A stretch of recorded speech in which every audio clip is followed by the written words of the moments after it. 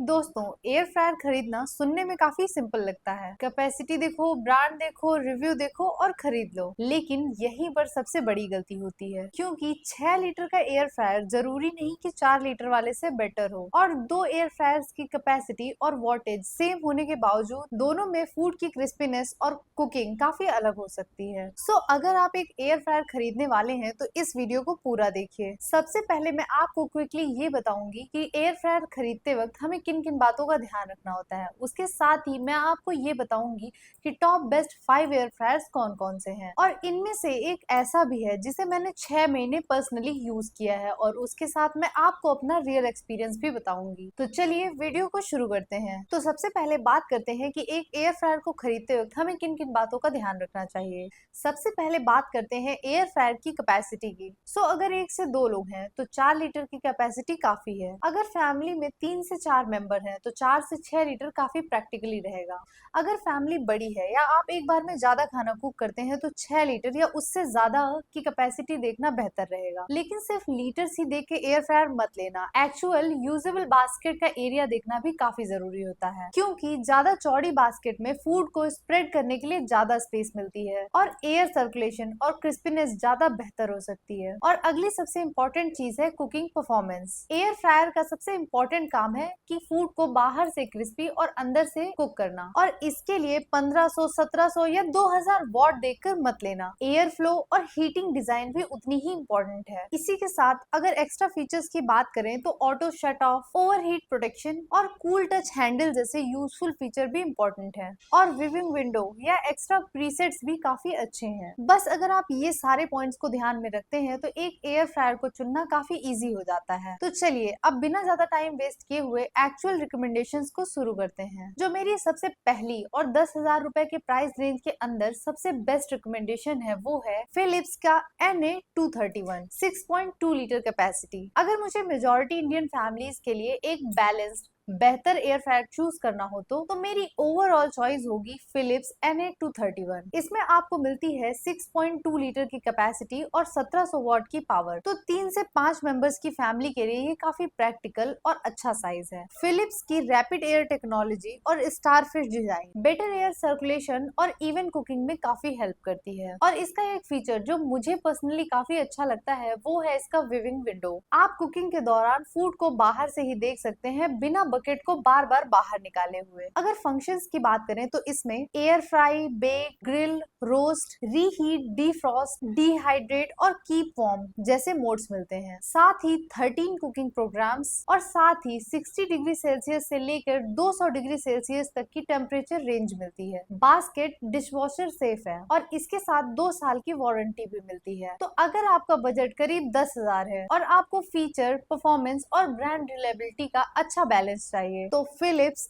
NA231 मेरी overall recommendation रहे। अब अगर आपका बजट थोड़ा कम है लेकिन आप फीचर्स में कॉम्प्रोमाइज नहीं करना चाहते, फीचर्स आपको फिलिप्स वाले के जैसे ही चाहिए, तो लगभग 7,000 की प्राइस रेंज में मेरी चॉइस रहेगी हैवेल्स प्रो लाइफ क्रिस्टल। यहाँ पर आपको मिलती है 5.5 लीटर की कैपेसिटी और 1500 वॉट की पावर। ये सेम फैमिली साइज को फिट होगी लगभग 3 से 5 मेंबर्स। इसका सबसे यूजफुल फीचर है इसका ट्रांसपेरेंट विविंग विंडो, जिससे फूड कुकिंग के दौरान आप फूड को बाहर से ही देख सकते हैं बिना बास्केट को खोले हुए। इसके अलावा आपको 8 ऑटो प्रीसेट्स भी मिलते हैं। एयर फ्राई, बेक, ग्रिल और डिहाइड्रेट जैसे फंक्शंस भी मिलते हैं। इसका डेडिकेटेड डिहाइड्रेशन मोड 24 घंटे तक रन कर सकता है। सेफ्टी के लिए cool touch handle, overheat protection और सेफ्टी लॉक भी दिया गया है। बास्केट नॉन स्टिक और डिशवॉशर सेफ भी है और 2 इयर्स की डोर स्टेप वारंटी भी मिलती है। तो अगर आपको लगभग 7,000 की प्राइस रेंज में viewing window,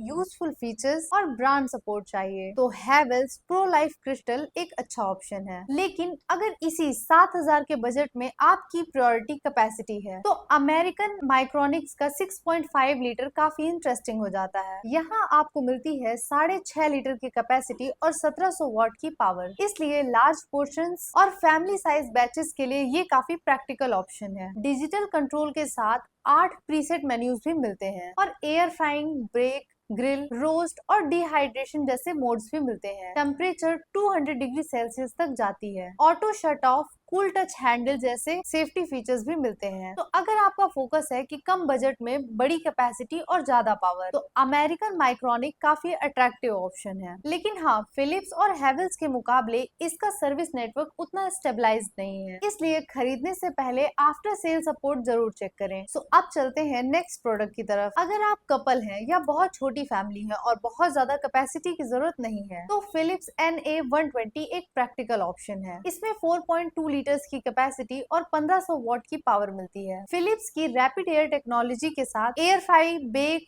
grill, roast, reheat और डिहाइड्रेट जैसे फंक्शंस भी मिलते हैं। इसकी टेम्परेचर रेंज भी अच्छी है, 80 से 200 degree Celsius. Basket non stick और डिशवॉशर सेफ है, जिसकी वजह से क्लीनिंग भी काफी आसान हो जाती है। और इसका सबसे बड़ा एडवांटेज है कि सिंपल ऑपरेशन और फिलिप्स जैसे बड़े ब्रांड की रिलायबिलिटी। तो अगर आपका बजट लगभग 5000 रुपए है और आप एक बड़े ब्रांड का स्टेबल और वर्सटाइल ऑप्शन चाहते हैं, तो फिलिप्स NA120 एक अच्छा ऑप्शन है। तो अब चलते हैं अपने नेक्स्ट प्रोडक्ट की तरफ। अगर आपको चाहिए मैक्सिमम कैपेसिटी, तो यहाँ आता है केंट का 9 लीटर डिजिटल एयर फ्रायर। और 9 लीटर की कैपेसिटी इसे बाकी मॉडल्स से काफी अलग बना देती है, और साथ ही इसकी पावर भी काफी ज्यादा है, 2200 वॉट, जो लार्ज बैचेस में फास्टर हीटिंग और हीट रिकवरी में मदद कर सकती है। इसमें टच कंट्रोल, डिजिटल डिस्प्ले और 12 प्रीसेट कुकिंग प्रोग्राम्स भी मिलते हैं। विविंग विंडो के साथ बिल्ट इन लाइट भी दी गई है। और इसका सबसे इंटरेस्टिंग फीचर है इसका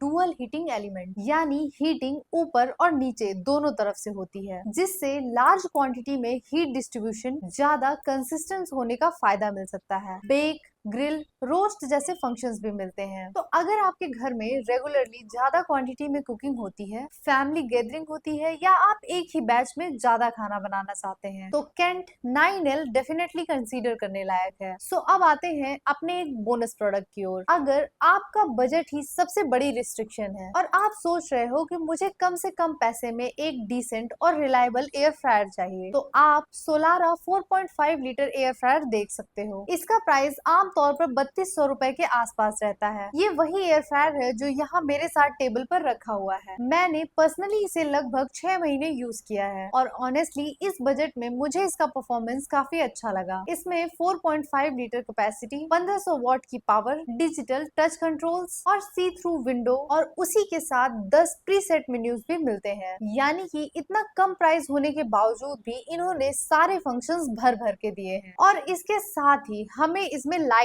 भी दी हुई है। 360 डिग्री हाई एयर सर्कुलेशन के साथ एयर फ्राई, ग्रिल, रोस्ट और बेक जैसे फंक्शंस भी मिलते हैं। लेकिन इसका एक ड्रॉबैक है जो मैं यहाँ पर आपको जरूर बताना चाहूंगी। इसकी बास्केट के अंदर जो ट्रे होती है जिसके ऊपर हम फूड को रखते हैं, वो मेरे यूज में काफी जल्दी लूज हो गई। तो अब अक्सर ऐसा होता है कि जब भी मैं उसके ऊपर फूड को रखती हूँ, तो उसकी जो ट्रे है वो नीचे जाकर सरफेस में टच हो जाती है। जैसा कि आप यहाँ मेरी स्क्रीन पर देख सकते हैं कि इसकी जो ट्रे है, इसे यहाँ पे बकेट में बीच में फिक्स होना चाहिए था, लेकिन समय के साथ यूज करते करते इसकी जो सिलिकॉन रबर्स हैं वो काफी ढीली हो गई हैं, और अब इसमें कोई भी फूड रखने के बाद ये नीचे जाके बॉटम में टच हो जाती हैं। हालांकि मैंने इसका भी एक जुगाड़ निकाला है। मैं नीचे बॉटम में एक कटोरी रख देती हूँ, उसके ऊपर ट्रे को रखने के बाद मैं उसके ऊपर फूड को रखती हूँ, जिसकी वजह से इसे 360 डिग्री की एयर मिल सके। और ऑनेस्टली ये थोड़ा इरिटेटिंग तो है, लेकिन फिलिप्स के 4.5 लीटर वाले बास्केट मैकेनिज्म